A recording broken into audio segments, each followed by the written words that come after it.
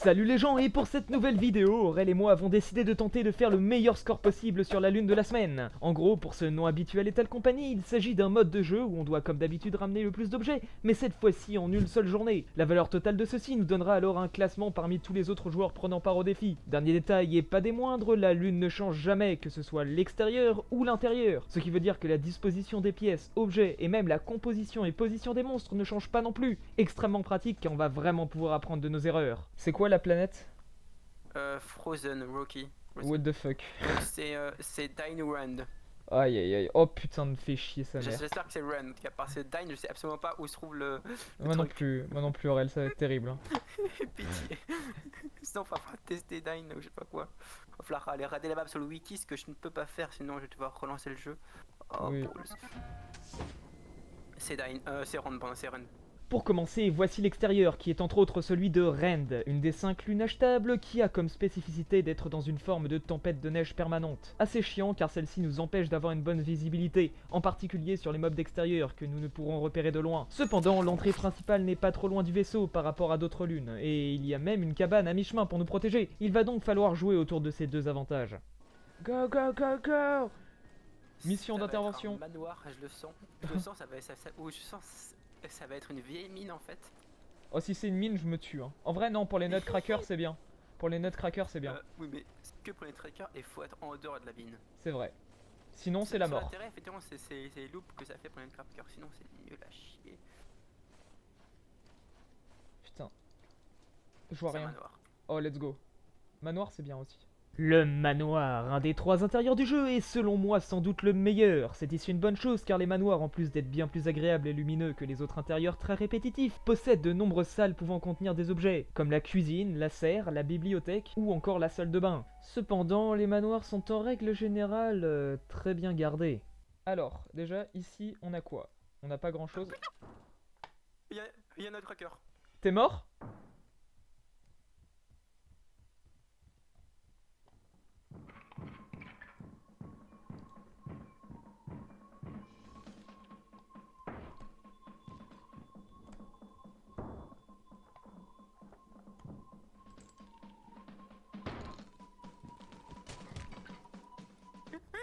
Mais Phoenix sa mère, mais... Voilà donc le premier antagoniste de cette aventure, et il va nous en faire baver, croyez-moi. Son principe est très simple, après avoir spawné, il va se balader aléatoirement avant de procéder à une vérification où il va découvrir son œil et tourner sur lui-même. Si un joueur, aussi discret soit-il, vient à malencontreusement bouger quand le nutcracker regarde dans sa direction, ce qui inclut un simple mouvement de souris, celui-ci va commencer à le poursuivre en tirant à intervalles réguliers avec son shotgun, qu'il recharge tous les 2 tirs, détail très important pour la stratégie que nous allons essayer d'employer. Attends. Il est déjà là, il est déjà là. Il m'a eu. Il est en bas, il est en bas. Si on reste en bas, c'est bon.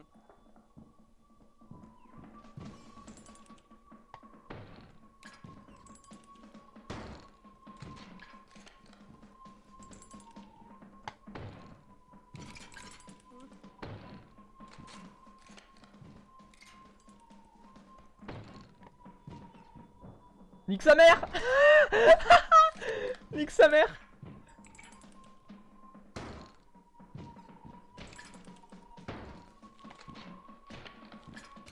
Oh oui, Aurel. Oh oui. Let's go. Bon, analysons. Comme vous l'avez constaté, le nutcracker a un léger temps de latence entre le moment de verrouillage de son tir et le tir. Il faut donc en profiter pour se cacher derrière quelque chose afin de ne pas crever, car oui, un tir one shot. Ce n'est que lors de rechargement où on peut en profiter pour le frapper, ce qu'on doit faire 5 fois afin qu'il décède et nous laisse le shotgun, qui sera un énorme cheat code pour la suite. En attendant, même si la run est foutue, Aurel a décidé d'explorer afin d'obtenir un max d'infos. Il a ainsi découvert la cuisine avec son jardin, puis 2 salles de bain, tandis que côté monstre, il a croisé plusieurs nutcrackers ainsi qu'une araignée géante. Dans les deux cas, c'est une bonne nouvelle, car avec le shotgun, il ne représente juste plus une menace. Il est donc primordial de réussir le départ, et notamment que personne ne meure face au nutcracker. Plus facile à dire qu'à faire, hélas. Mais putain, mais il est bugué.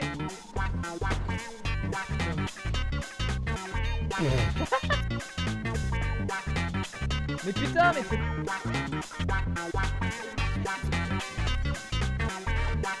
Oh là là.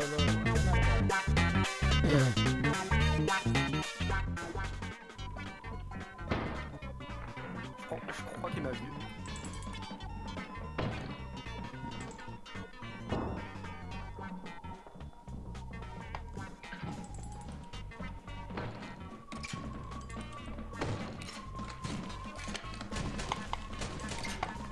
Oui, oui, oui, oui. Let's go. On a donc enfin réussi, grâce à une stratégie à base de foncer comme des abrutis, à le tuer. Maintenant on passe à la deuxième étape, c'est-à-dire looter et retenir les spots à objets. Tiens.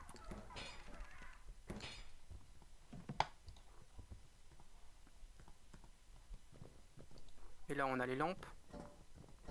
Faut croire qu'il y a les lampes.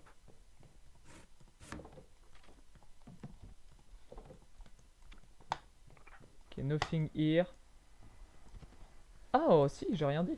Pour l'instant, on en distingue 4 principaux, les 2 salles de bain, ainsi que la fire exit, et surtout la cuisine qui contient une quantité ahurissante d'objets. Par ailleurs, ces 4 pièces sont toutes relativement proches de la main, ce qui va nous permettre d'être très efficaces dans le looting. Cependant, un nouveau problème se pose, car sur le chemin du retour, on a découvert qu'il y avait des géants en mob d'extérieur. Très chiant, car en plus d'être intuable de se déplacer à notre vitesse de sprint et de nous one-shot, ceux-ci nous repèrent de loin alors que nous non, à cause de la tempête de neige. On a donc décidé d'une énième stratégie. Déjà, on commande plusieurs stun grenades en plus des pelles habituelles, car elles permettent si bien utilisées d'immobiliser les géants pour 6 secondes, très pratique pour leur échapper. Ensuite on bute le nutcracker, classique, puis je commence directement à transporter les objets faciles d'accès au vaisseau, tandis que Aurel fouille et dépose les autres objets trouvés à l'entrée, pour que je puisse de nouveau les rapporter au vaisseau, ce qui nous permet de profiter un max du temps où il n'y a pas de géants. Enfin ça, c'est la théorie.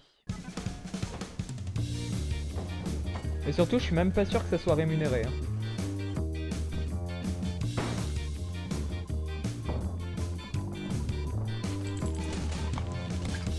Oui, oui, c'est bon, c'est bien vu. C'est très. Par contre, j'ai plus beaucoup de vie, mais c'est pas grave.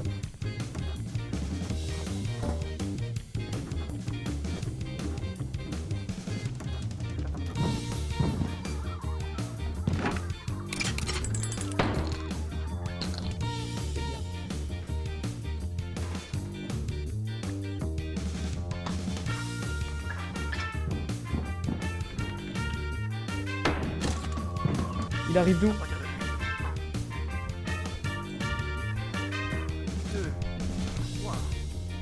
Pire, il y a un Coilhead qui peut spawn en fait.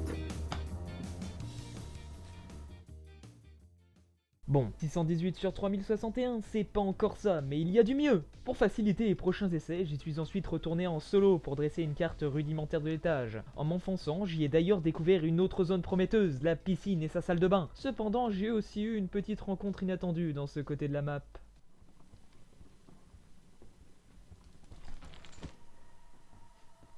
Cette espèce de mannequin creepy là, c'est un Coilhead, un autre mob bien chiant pour changer. Bon, lui en gros sa mécanique c'est de nous courir très vite dessus et de nous one shot quand on ne le regarde pas, ce qui inclut évidemment de regarder le sol pour prendre les objets. Vous commencez à voir les problèmes arriver, hein. Surtout qu'il est intuable, donc insensible aux balles du shotgun. On a donc deux choix, soit on loot à de la piscine pour pouvoir gérer le Coilhead au risque de perdre du temps pour transférer les objets, soit on la joue safe et on se contente de loot le rez-de-chaussée et la partie gauche de l'étage. Je vous laisse deviner quel choix on a fait. Waouh. C'est quoi là? Waouh. Voilà, c'est ça, si. Ok. Ah oui, il y a un connard. Il y a plein d'objets. Derrière, il est là. Je l'ai stoppé. Quoi? Ok, je te... Ah, il y a plein de trucs, la vache. Regardez. Ah non, ok. Faut...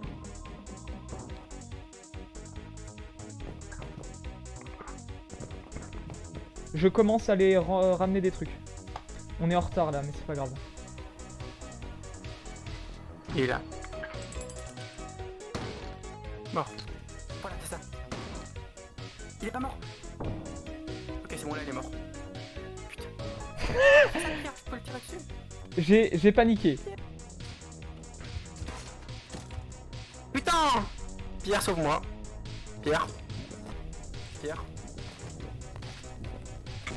T'as été trop lent.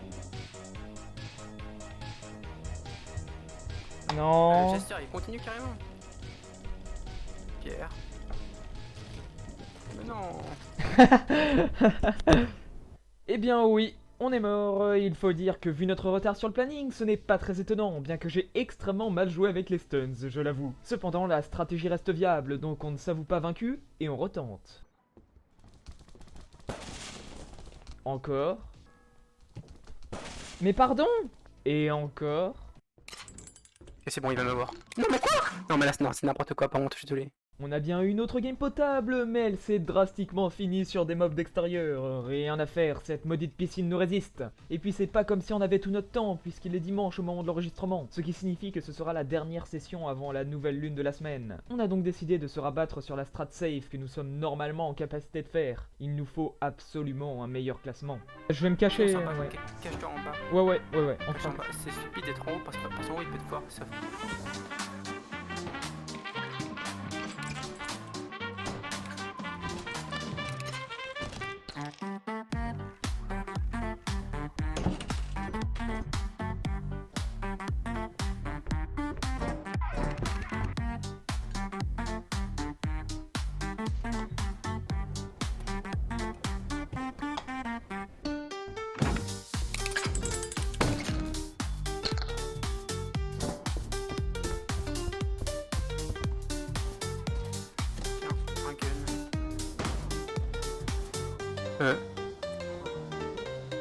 C'était quoi ça?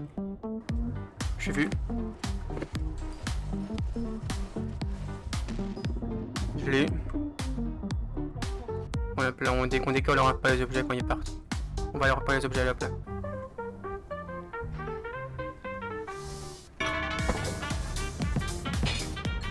Merde, il reste plus qu'un seul objet. Merde. Un seul truc. On aurait pu... Oh, c'est dommage. C'est pas mal déjà.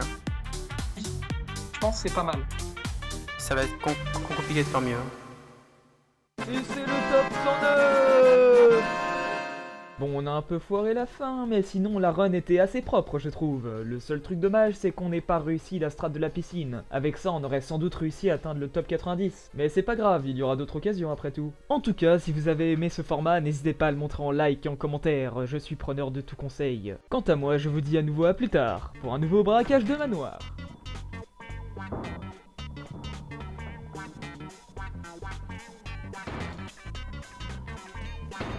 Il a l'aggro sur toi? Non, il a l'aggro sur moi. Oui.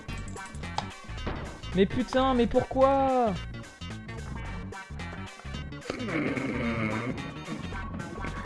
Non mais là non là t'es trop folle. Oh.